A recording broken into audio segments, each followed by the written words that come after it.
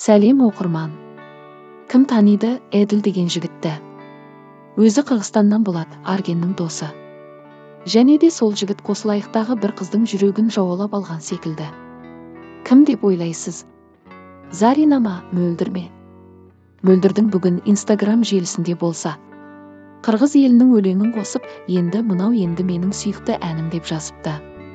Қалай ойлайсыздар? Суреттердің пікірлерін оқысақ Мөлдір мен Еділді қатты қосады. Және де екінші қызымыз ол Зарина. Екеуі біріне Инстаграм желісінде жазылған екен. Бір-біріне жиі суреттеріне лүпіл басады. Және де желідегі тікелей эфирлер байланыстыратын секілді.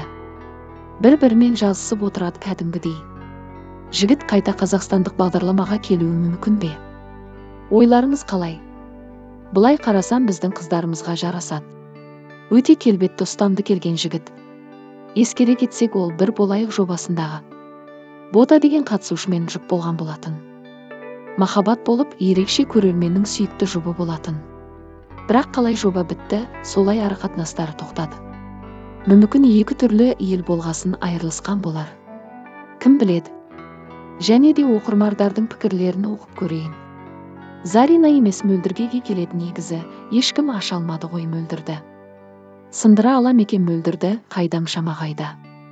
Зарина 20 миллион халық алдында позорын шығармасын. Ана жігіт құсап ол бай ұшылап кетті. Барса барсын бізге бәрін бір ғой. Еділ жақсы жігіт, Мөлдірмен танысып көрсе ғой.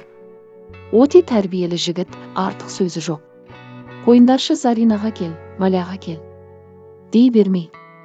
Өз елінде қыз көп алатын болса, өзінің басы бар жалынып өткізесіз бе қыздарды.